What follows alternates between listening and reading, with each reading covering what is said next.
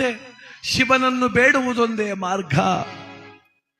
ಆದರೆ ಯಾವ ರೀತಿ ಪೂಜಿಸಲಿ, ಯಾವ ವ್ರತವನ್ನು ಮಾಡಲಿ, ಯಾರನ್ನ ಕೇಳಲಿ ಅಂತೇಳಿ ಮನಸ್ಸಿನಲ್ಲೇ ಸಂಕಲ್ಪ ಮಾಡಿಕೊಂಡು ತನ್ನ ಕುಲಗುರುಗಳಾದಂಥ ಶುಕ್ರಾಚಾರ್ಯರನ್ನ ಭಕ್ತಿಯಿಂದ ಕರೀತಾ ಇದ್ದಾಳೆ. ಗುರುದೇವ ಕರುಣಾಮಯ ಬಾರೋ ಗುರುದೇವ,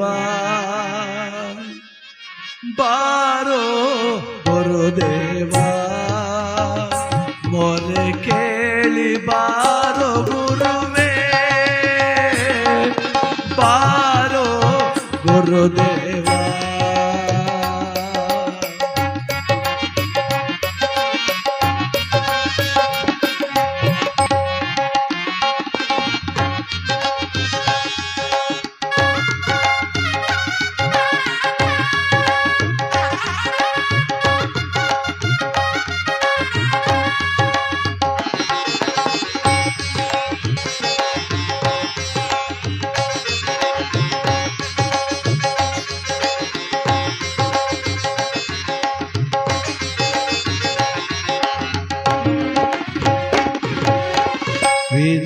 ವಿನಯದಿಂದಲಿ ಬೇಡುವೆ ನಿನ್ನ, ಕರುಣೆಯ ತೋರಿ ಉತ್ತರಿಸನ್ನ.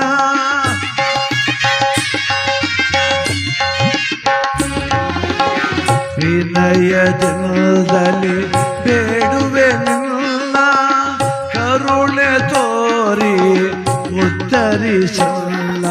ನೀನೇ ಗತಿಯು, ನೀನೇ ಮತಿಯು, ನೀನೇ ಆದಿ ಅಂತ್ಯವು ತಾನೇ.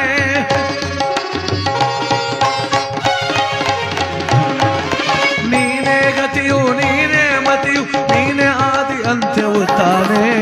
ಬಾರೋ ಗುರುದೇವ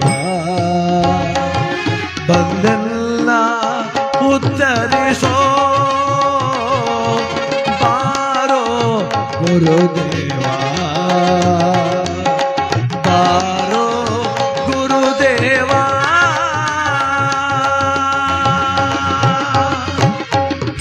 ಭಕ್ತಿಯಿಂದ ಪ್ರಾರ್ಥನೆ ಮಾಡ್ತಿದ್ದಾಳ ಕೈಕಸಾದೇವಿ. ಆ ತಾಯಿಯ ಭಕ್ತಿ ಹೇಗಿತ್ತು ಅಂದ್ರೆ ಗುರುವನ್ನ ಸೆಳೆತಂದಂತಿತ್ತು. ಬರದೇ ಇರ್ಲಿಕ್ಕಾಗ್ತದ? ನಿಜವಾದ ಭಕ್ತಿಯಿಂದ ಪೂಜೆ ಮಾಡಿದ್ರೆ ಖಂಡಿತ ಭಗವಂತ ಒಲಿತಾನೆ. ಅದರ ದೃಢತೆ ಬೇಕು, ಮನಸ್ಸಲ್ಲಿ ಪ್ರೀತಿ ಬೇಕು. ಯಾರೋ ಹೇಳಿದ್ರು ಅಂತ ವ್ರತ ಮಾಡೋದಲ್ಲ, ಯಾರೋ ಹೇಳಿದ್ರು ಅಂತ ಪೂಜೆ ಮಾಡೋದಲ್ಲ. ಯಾರೊಬ್ರು ಇವತ್ತು ಅಭಿಷೇಕ ಚೆನ್ನಾಗಿ ಮಾಡಿಸಿರು, ನಾಳೆ ಇನ್ನೂ ಚೆನ್ನಾಗಿ ಮಾಡಿಸ್ಬೇಕಂತ ಚಾಲೆಂಜ್ ಮಾಡ್ಕೊಳ್ಳೋದಲ್ಲ. ಭಕ್ತಿ ಅಂದ್ರೆ ಮನವ ಮಂದಿರ ಮಾಡಿ ಮನದಲ್ಲಿ ಶಿವನನ್ನಿರಿಸಿ ಕ್ರಿಯಾ ಎನ್ನುವ ಪುಷ್ಪವನ್ನಿಟ್ಟು ಪ್ರಣತಿಯನ್ನು ಆರತಿ ಬೆಳಗುವಂತ, ಜಗತ್ತು ನೋಡ್ಲಿ ಅಂತ ಪೂಜೆ.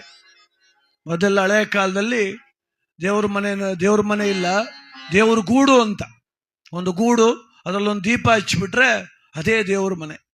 ಈಗೆಲ್ಲ ಮನೆ ಕಟ್ಟಿಸ್ತಿದ್ದಂಗೆ ಪ್ಲಾನ್ ಮಾಡ್ತಿದ್ದಾಗೆ ಅದ್ಭುತವಾದ ದೇವ್ರ ಮನೆ ಕಟ್ಟಿಸ್ತಾರೆ. ಬಹುಪಾಲು ಆ ದೇವ್ರ ಮನೆ ಯಾತ ಕಟ್ಟಿಸ್ತಾರೆ ಅಂದ್ರೆ ನೆಂಟರನ್ನ ಕರ್ಕೊಂಡು ತೋರ್ಸಕ್ಕೆ. ಹೆಂಗ್ ಕಟ್ಸಿವ್ ನೋಡ್ರಿ, ಬಾಗ್ಲೇ 3 ಲಕ್ಷ, ಟೈಲ್ಸೇ 6 ಲಕ್ಷ, ಇದೊಂದು ದೇವ್ರ ಮನೆಗೆ 30 ಲಕ್ಷ ಆಗಿದೆ ಅಂದ್ರೆ ಒಳಗಿರೋ ದೇವ್ರಂತ ನೀನೇ ಕೂತ್ಕೊಂಡ್ಬಿಡವ ಹೊಂಟೈತಿನ ತೆಗಿ. ಏನ್ ಈ ತಾನೆ ನನ್ನ ತೋರ್ಸಕ್ಕೆ ಈ ಕೆಲಸಕ್ಕೆ ಇಟ್ಕೊಂಡ್ಬಿಟ್ಟೆ ನನ್ನ ನೀನು. ಜಗತ್ತಲ್ಲಿ ಇನ್ನೇನು ಯಾರು ಕಟ್ಸೇ ಇಲ್ವಾ ದೇವ್ರ ಮನೆ? ನೋಡಿ, ಯಾವುದಾದ್ರೂ ಮನೆಯಲ್ಲಿ ಮಗು ಹುಟ್ಟುಹಬ್ಬ ಮಾಡಿ 4 ಚಂದ್ರ ಮಧ್ಯೆ ಎಳ್ಕೋಬೋದಂತೆ. ಹೆಂಗ ಮಾಡಿದೆ ಹುಟ್ಟುಹಬ್ಬ ಮಗಂದು? ಮಗಳ ಮದುವೆ ಮಾಡಿ ಹೇಳ್ಬೋದು, ನನ್ನ ಮಗಳ ಮದುವೆ ಹೆಂಗ ಮಾಡಿದೆ ಅಂತ. ಆದ್ರೆ ದೇವ್ರ ಸೇವೆ ಮಾಡಿ ಹೆಂಗ ಮಾಡಿದೆ ಅಂತ ಎದೆ ತಟ್ಟಬಾರ್ದು. ಯಾಕೆ ಅಂದ್ರೆ ಮೆಚ್ಚಬೇಕಾದೊಂದು ಮೆತ್ತೆ ಹೋಗ್ತಾನೆ.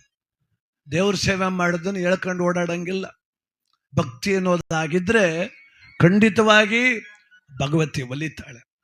ಈ ತಾಯಿ ಕೈಕಸಾದೇವಿ ಭಕ್ತಿಯಿಂದ ಕರೆದದ್ದಕ್ಕೆ ತಟ್ಟನೆ ಪ್ರತ್ಯಕ್ಷರಾದ್ರು ಶುಕ್ರಾಚಾರ್ಯ. ಅಮ್ಮ ಕೈಕಸಾದೇವಿ, ಏನಮ್ಮ ಇಷ್ಟೊಂದು ಭಕ್ತಿಯಿಂದ ಕರೆದಿಯಲ್ಲ? ಬಂದಿರ ಗುರುದೇವ. ಮಗನಾದ ರಾವಣೇಶ್ವರ ದಿಗ್ವಿಜಯಕ್ಕಾಗಿ ಹೊರಟಿದ್ದಾನೆ. ಹೋದ ಕಾರ್ಯ ಸಾಫಲ್ಯವಾಗಬೇಕು, ನನ್ನ ಮಗ ಗೆದ್ದು ಬರಬೇಕು.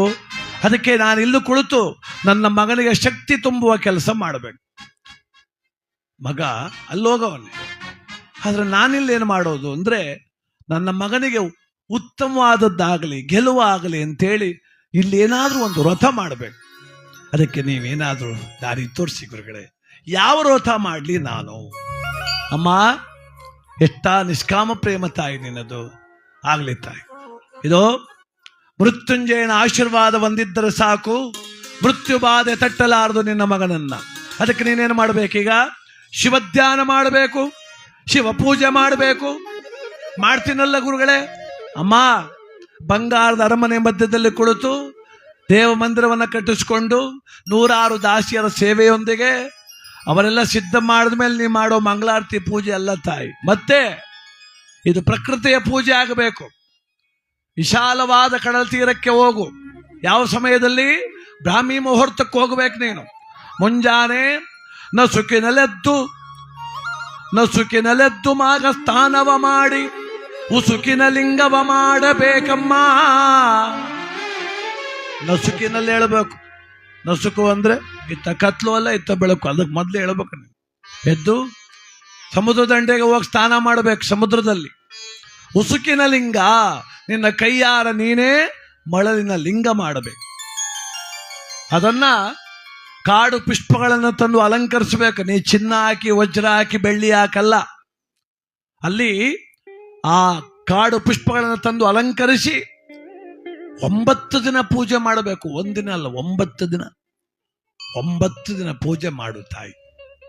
8 ದಿನಗಳ ಪೂಜೆ ಸರಿಯಾಗಿದ್ದಲ್ಲಿ, 8 ದಿನಗಳ ಭಕ್ತಿ ಶಿವನನ್ನು ಮುಟ್ಟಿದಲ್ಲಿ, 9ನೇ ದಿನ ಅಮ್ಮ ಶಿವನೇ ಬರ್ತಾನೆ ತಾಯಿ.